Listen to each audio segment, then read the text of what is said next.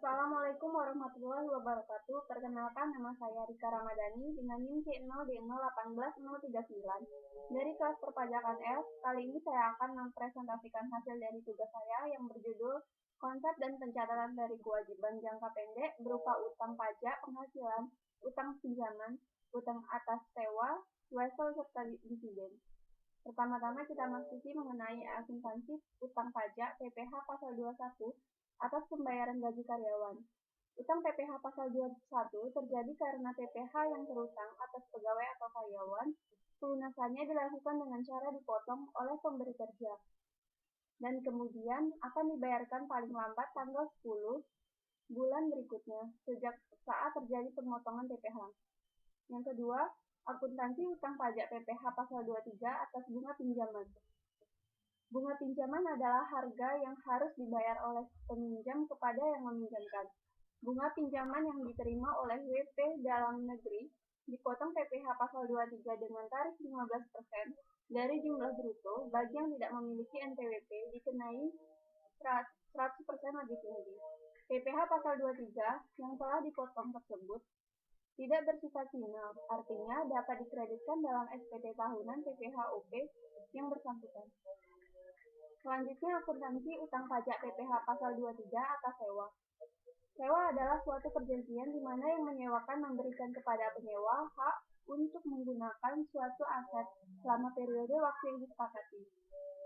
Atas sewa sehubungan dengan penggunaan harta, kecuali yang dimaksud dalam PPh pasal 4 ayat 2 membayar dengan tarif sebesar 2%, sewa angkutan darat dengan persentase penghasilan neto sebesar 10%, sewa harta lainnya 30% dari jumlah bruto. Sedangkan persewaan tanah atau bangunan dikecualikan dari pasal 23 dan sewa yang dibayar atau terutang sehubungan dengan sewa guna usaha dengan hak opsi. Selanjutnya, akuntansi utang pajak PPh pasal 26, subjek pajak luar negeri. Menurut Undang-Undang 36 tahun 2008, PPh pasal 26 adalah pajak wajib pajak atas tahap yang wajib pajak luar negeri dari Indonesia selain bentuk usaha tetap di Indonesia. Tarif umum untuk PPh pasal 26 adalah 20%. Namun jika mengikuti perjanjian penghindaran pajak berganda, maka tarif dapat berubah. Tarif 20% final atas jumlah bruto yang dikenakan atas yang pertama, dividen, bunga termasuk premium, diskonto, insentif yang terkait dengan jaminan pembayaran pinjaman. Yang ketiga, royalti, sewa, dan pendapatan lainnya yang terkait dengan penggunaan aset. Yang keempat, insentif yang berkaitan dengan jasa, pekerjaan, dan kegiatan. Yang kelima, hadiah dan penghargaan. Yang keenam, pensiun dan pembayaran berkala. Yang ketujuh, premi swab dan transaksi lindung lainnya. Yang kedelapan, perolehan dari penghapusan utang. Tarif 20% final dari laba bersih yang diharapkan dari yang pertama, pendapatan dari penjualan aset di Indonesia. Yang kedua, premi asuransi, premi reasuransi, yang perencanaannya langsung maupun melalui pialang kepada asuransi di luar negeri. Selanjutnya, akuntansi utang pajak atas wesel dan dividen. Utang wesel merupakan suatu surat utang yang disertai dengan dokumen perjanjian.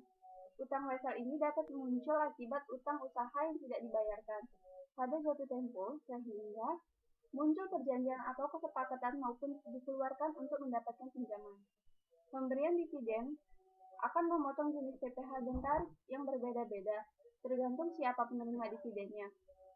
Jenis objek pajak penghasilan yang dikenakan penerimaan dividen adalah sebagai berikut. Yang pertama, dividen sebagai objek pemotong PPh pasal 23. Yang kedua, dividen sebagai objek pemotong PPh final. Yang ketiga, dividen sebagai objek pemotong PPh pasal 26. Sekian presentasi dari saya ucapkan terima kasih, semoga bermanfaat. Saya akhiri dengan wassalamualaikum warahmatullahi wabarakatuh.